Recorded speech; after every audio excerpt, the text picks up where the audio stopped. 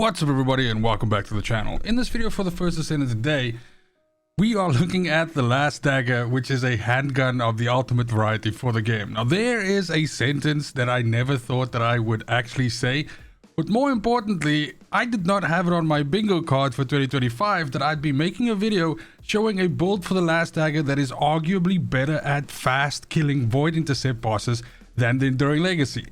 I'm a huge Enduring Legacy fan. It's pretty much the gun that I use whenever I quickly want to just kill someone with Gun Haley or any of the other gun descendants, and I just want to quickly farm some of these Void Intercept bosses. And arguably the Last Dagger does this much easier, much faster, and almost in a way more extravagant manner. So this build is absolutely because of the fact that Last Dagger has received a massive update to its unique ability and the damage that comes therefrom. And so this is the ongoing hamster wheel as we have it in the game, where weapons which you never thought would be worth anything fucking good ends up being like the best shit ever, forcing you to actually go and put some mods into it and essentially make a build for it. But that's exactly it. For this video, we're going to look at this and essentially construct something that is exceptionally good at killing Void Intercept bosses with the gun descendants like Haley, Enzo, Valby, and of course Blair. But what I will not cover in this video, as I have not spent enough time developing that yet, is a build specifically for Glay, which I know people have been blowing me up on Discord saying this shit makes Void Erosion Purge like super easy at 28, 29, and 30. And it's actually a fantastic way to farm that content. It's definitely something that I'm going to be looking into. But I'm running out of time and I'm going on a trip soon, and I wanted to get this build out at least so you can, instead of using Enduring Legacy, just use this to cut up some bosses.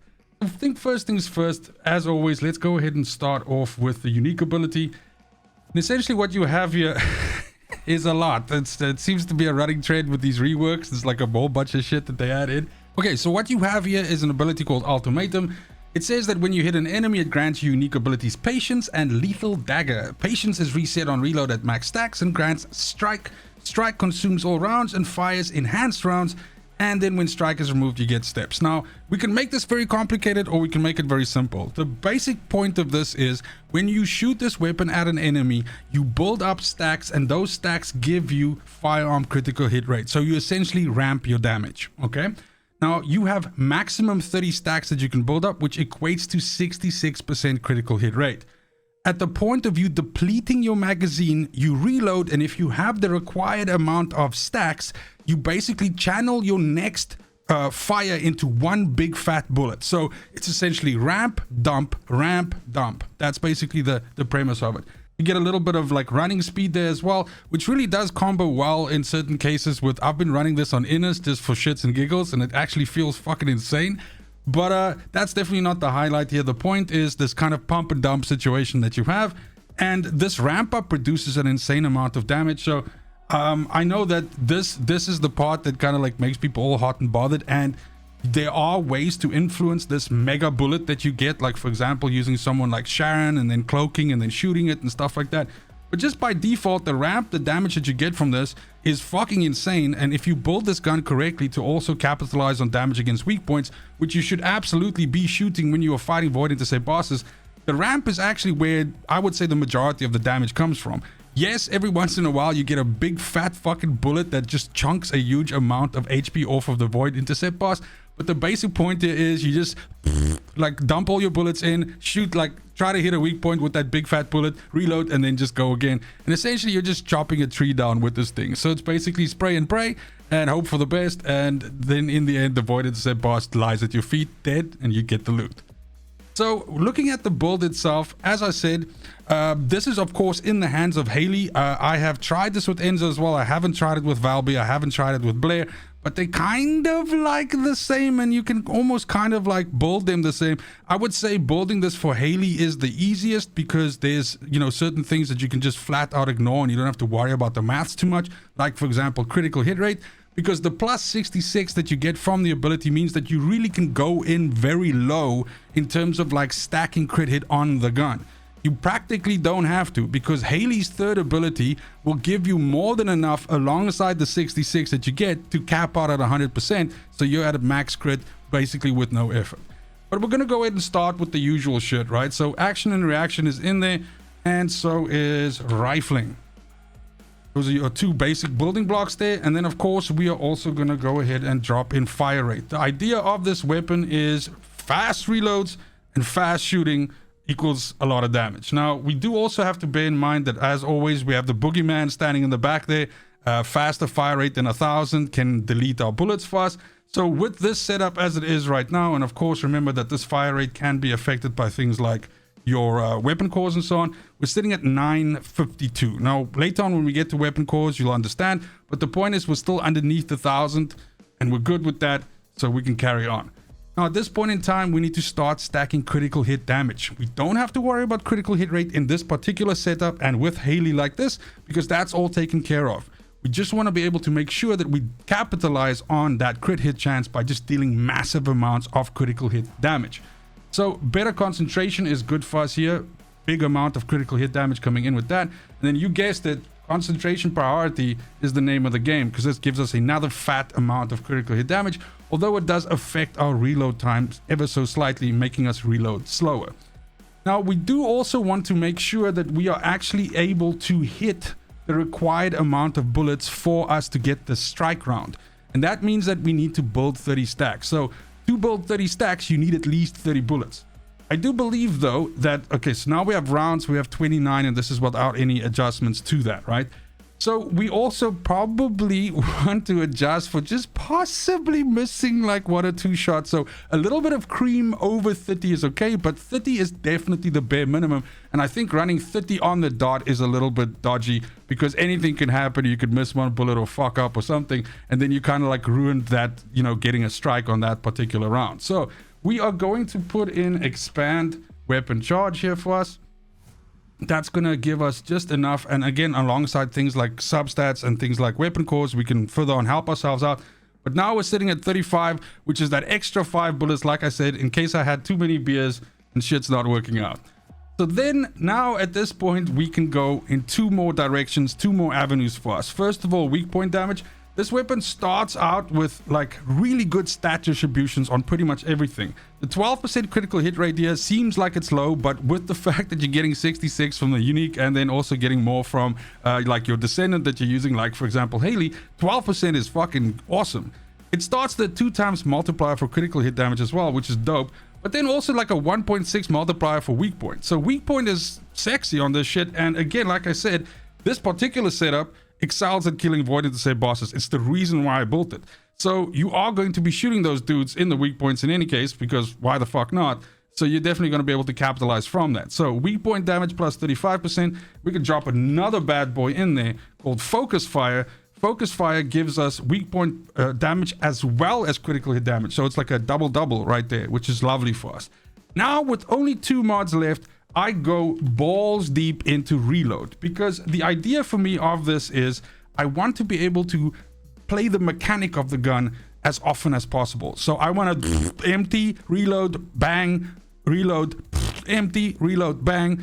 And I want to be able to do that until the enemy falls over or until I run out of fucking bullets. So it's got to be one of those 2 things. So we're going to go with reload focus. Where is it? Over here. And that's going to give us a reload time modifier of plus 25%.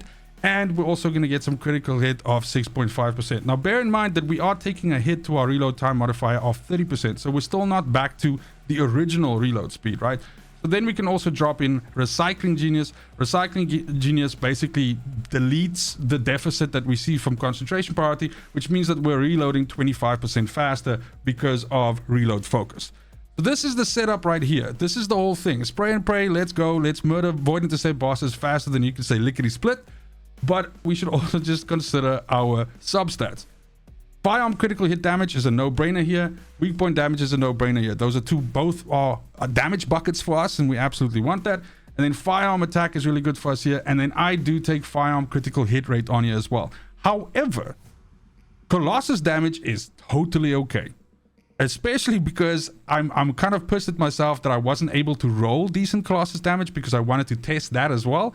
I was just getting blue rolls the whole time, which basically gave me blue balls. But the point is, firearm critical hit rate here is okay and definitely helps us to get... I think we actually overshoot the 100% by a little bit.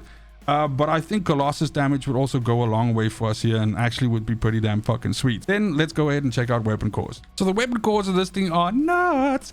You have 1 free augmentation, 2 firepower augmentations, and 2 tacticals. This is fucking perfect basically for this thing. And starting us off with the tacticals, I don't know if there's really a way to go wrong here. It depends on what you want to do with it.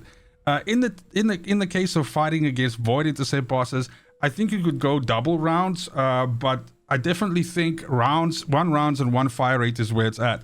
If you're unable to get a fire rate 1, double rounds is not going to be the end of the world for you, is what I'm trying to say. Your kill speed might be like a second or 2 or 3 slower than what you've been seeing me do, but you're still definitely going to absolutely just destroy. Let's say 15% would be ideal for me, particularly because I would be just under 1,000 rounds per minute, which would be great. But obviously as close to 150 as you can get with your rounds per magazine, which then gets you that. Remember, that factors into why I have 35, right? So without this roll, I would not have 35. So then when we have our free augmentation on our 2 firepower augmentations, absolutely we want to go. The fact that with level 10 cores, we can roll critical hit damage, the multiplier so incredibly high, is just kind of like a no-brainer for us to go that route here.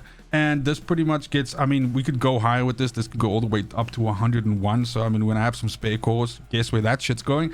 But this is good because paired with 2 decent rolls on firepower augmentation means that we're pushing out an insane amount of damage. So when we look at the final sort of like picture of what the weapon looks like, you can see here that, like I said, we're sitting at 952 fire rate. And this is on 35 rounds in the magazine. And then you can see that we have a 13.5% critical hit rate. All right. But at an 8.6 times multiplier, and also with a 2.6 times multiplier on the weak point damage. Now this here is when we haven't yet boosted it with Haley, and we haven't yet boosted it with the unique ability. So let me jump into the lab quickly and show you that. So that's it. We're in the lab here. Let's start juicing ourselves up with Haley's ability. We can have a look here. We can see this will now grow. Once we get up to 16 stacks, we're going to be at the maximum that Haley can provide for this. Now we need to engage the weapon's unique ability to get the rest of it that gets us 200%. But we're going to be adding 66% in here. So you can see that we actually overshoot the 100%, right? So that's why it's for that reason that I said that, you know, the substat roll on here, Colossus damage might be dope as shit and might be the way to go. But yeah, anyway. So we're going to just shoot here, making sure that we get our stacks of 30 up. And as soon as we have 30 stacks in, now you'll see max 100 at a 9 times multiplier. And then you just slam them with a big fat bullet, and that's it. And that's pretty much it. Pump and dump, ramp up, deposit, ramp up, deposit, and just get it done like that. That's the build. Guys, I don't know, like at this point in time, I'm gonna take like the most obscure weapon. Like I think for sure we need to spend some time and fucking level up Fallen Hope, because I'm thinking Fallen Hope's time is coming, and the next buff that they do to weapons is gonna turn Fallen Hope into, like, I don't know, something that, like an assault rifle that shoots nuclear missiles or something. I don't know. But that's it for the build. Thank you very much for watching. Enjoy using this to absolutely demolish stuff while laughing at guys still running around with Enduring Legacy.